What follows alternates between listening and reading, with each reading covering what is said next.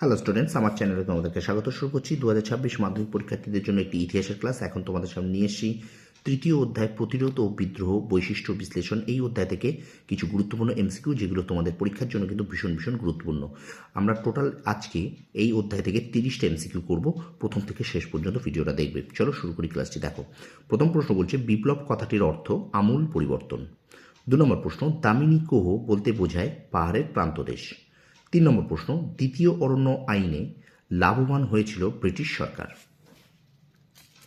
এবার আমরা চলে যাব পরের প্রশ্নে, দেখে নাও। সাঁওতাল বিদ্রোহ সংগঠিত হয়েছিল 1855 খ্রিস্টাব্দে।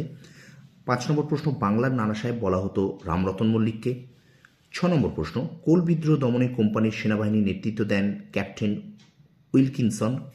7 নম্বর প্রশ্ন, মুন্ডা বিদ্রোহের আর এক নাম হলো উলগুলান। 8 নম্বর প্রশ্ন, চুয়ার বিদ্রোহের নেতা ছিলেন দুর্জন সিংহ। 9 নম্বর প্রশ্ন, চুয়ার বিদ্রোহে প্রথম নেতৃত্ব দিয়েছিলেন জগন্নাথ সিংহ। 10 নম্বর প্রশ্ন, 1878 খ্রিস্টাব্দে অরণ্য আইনে অরণ্যকে ভাগ করা হয় 3টি স্তরে। দেখো, এটা মাধ্যমিক 2017 পড়েছে। 11 নম্বর প্রশ্ন, প্রথম ঔপনিবেশিক অরণ্য আইন চালু হয়েছিল 1865 খ্রিস্টাব্দে। 12 নম্বর প্রশ্ন, ওয়াহাবি শব্দের অর্থ হল নবজাগরণ। 13 নম্বর প্রশ্ন, সুই মুন্ডা নেতৃত্ব দিয়েছিলেন কোল বিদ্রোহ। 14 নম্বর প্রশ্ন, কোল বিদ্রোহের নেতৃত্ব দিয়েছিলেন বুদ্ধ ভগত। আচ্ছা, 15 নম্বর প্রশ্ন, সরকার ফরেস্ট চার্টার প্রবর্তন করেন 1855 খ্রিস্টাব্দে। এবার আমরা চলে যাবো 16 নম্বর প্রশ্নে, দেখে নাও। সাঁওতাল বিদ্রোহের নেতা ছিলেন সিধু। আচ্ছা, 17 নম্বর প্রশ্ন, খুদকাটি প্রথা প্রচলিত ছিল যে সমাজে, মুন্ডা। 18 নম্বর প্রশ্ন, উলগুলান শব্দের অর্থ ভয়ঙ্কর বিশৃঙ্খলা। 19 নম্বর প্রশ্ন, কে নিজেকে ধরতিয়াবা বলে ঘোষণা করেন, বিরসা মুন্ডা। 20 নম্বর প্রশ্ন, তিতুমিরের প্রকৃত নাম ছিল মীর নিসার আলী। 21 নম্বর প্রশ্ন, তিতুমির কোথায় বাঁশের কেল্লা তৈরি করেন, নারকেলবেড়িয়ায়। 22 নম্বর প্রশ্ন, কোল বিদ্রোহ অনুষ্ঠিত হয়েছিল ছোটনাগপুরে। এটা কিন্তু পর্ষদ নমুনা প্রশ্ন এবং 2018 সালে কিন্তু এই প্রশ্নটা পড়েছে। 23 নম্বর প্রশ্ন, মেদিনীপুরের লক্ষ্মীবাই নামে পরিচিত ছিলেন রানী শিরোমণি। 24 নম্বর প্রশ্ন, বারাসাত বিদ্রোহের নেতৃত্ব দেন তিতুমির। এটা পর্ষদ নমুনা প্রশ্ন।